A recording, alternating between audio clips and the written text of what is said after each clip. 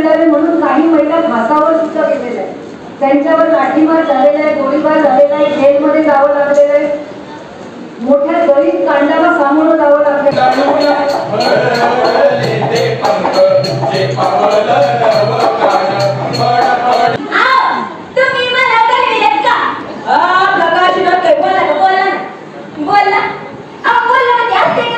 तुम्ही त्याला पाठवलं होतं ना मग पुढे लढताना का भांडणला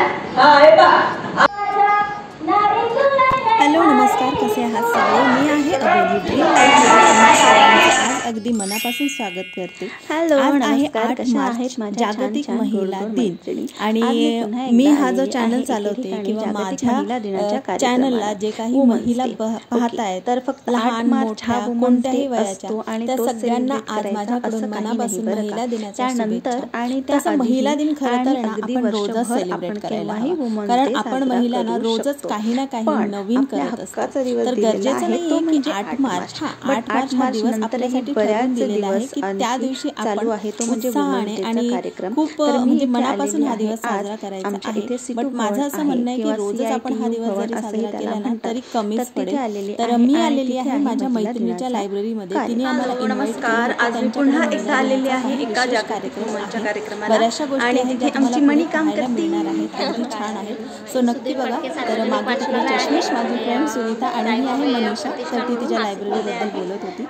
थोडासा आवाज मी काही दिवसांपूर्वी हा कार्यक्रम अटेंड केला होता. सो नक्की पहा, तुम्हाला नक्की आवडेल. आणि आवडला तर सर्व महिलांनी भरभरून या माझ्या ब्लॉगला छान प्रतिसाद द्या, लाईक शेअर आणि कमेंट नक्की. चला तर मग आता करूया सेलिब्रेट महिला दिनाचा कार्यक्रम. आणि तेच समाजसेवा करणारे महिलांच्या किंवा इतर समाजातल्या कोणत्याही घटकाच्या हक्कासाठी न्यायासाठी लढणारे लोक, कॉम्रेड लोक आपण म्हणतो ना, ते इथे आलेले आहेत किंवा त्यांची ही संस्था आहे.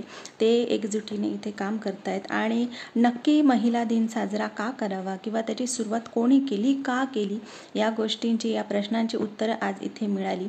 तशी मला थोडीफार माहिती होतीच, कारण कोणताही इव्हेंट असू दे, सण असू दे, आता जशी मी ब्लॉगिंग क्षेत्रात आहे तेव्हापासून आणखी जास्तच, म्हणजे आधीही सवय होतीच पण तेव्हापासून आणखी जास्त सवय लागलेली आहे की एखादी गोष्ट जर मला तुम्हाला सांगायची आहे तर मलाही त्याबद्दल म्हणजे आधी थोडी माहिती तर असायलाच हवी, कारण अर्धवट माहिती देऊन काही फायदा नाही किंवा चुकीची माहिती देऊन फायदा नाही. त्यामुळे मी सुद्धा इंटरनेटवर सर्च करतच असते नेहमी. तर जागतिक महिला दिन का साजरा करावा याची आम्हाला छान इथे माहिती दिली गेली आणि त्या संदर्भातलाच हा कार्यक्रम होता. तर तुम्ही नक्की पहा. आणि त्यासोबतच काही उद्योजिका, महिला लघु उद्योजिका, तसेच ज्या आपल्या घरून किंवा आपल्या पतीच्या सोबत जाऊन व्यवसायामध्ये आपला पाया खंबीर रोवलेला आहे, अशा महिलांचा इथे सत्कार सुद्धा झालेला आहे. आपल्याला माहिती आहे की काही शतकांपूर्वी आज जशा महिला त्यांना हवा तसा ड्रेस घालू शकतात, हवं ते शिक्षण घेऊ शकतात, हवं त्या ठिकाणी जाऊ शकतात, अशी काही परिस्थिती नव्हती. चूल आणि मूल हेच त्यांचं क्षेत्र होतं. आणि त्यांना अक्षर शिकायला किंवा अक्षर शिकण्यासाठी घराच्या उंबरठ्याच्या बाहेर जायला सुद्धा परवानगी नव्हती. आणि थोड्याफार फरकाने जगभर हीच परिस्थिती होती. महिलांना त्यांचे हक्क मिळावे म्हणून काही महिला फासावर सुद्धा गेलेल्या आहेत. त्यांच्यावर लाठीमार झालेला आहे, गोळीबार झालेला आहे, जेलमध्ये जावं लागलेलं आहे, मोठ्या दलित कांडाला सामोरं जावं लागलेलं आहे. अशा अनेक घटना, अनेक त्यागांमधून आपल्या महिलांना हा न्याय मिळालेला आहे. मला नेहमी वाटतं की जशी आपली आई आपल्या मुलीसाठी काही ना काही धडपडत असते, मला जे नाही मिळालं ते तिला मिळावं अशी तिची एक धडपड असते.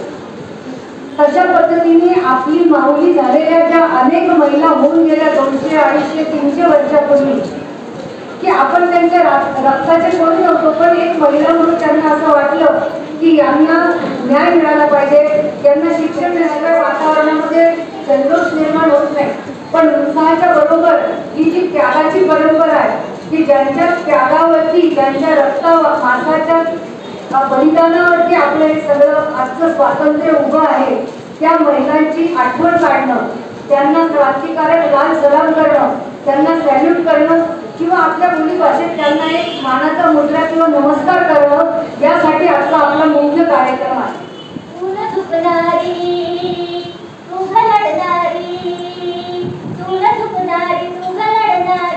नारी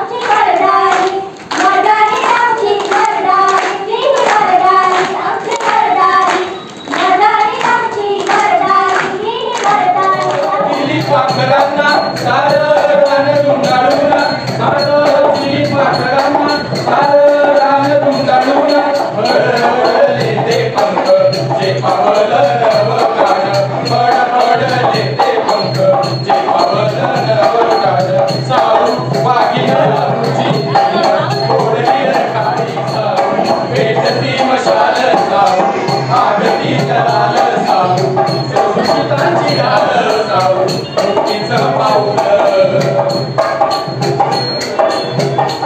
दूध ज्ञानाचे पातिले गर्भ यातना सोडून दूध ज्ञानाचे पातिले गर्भ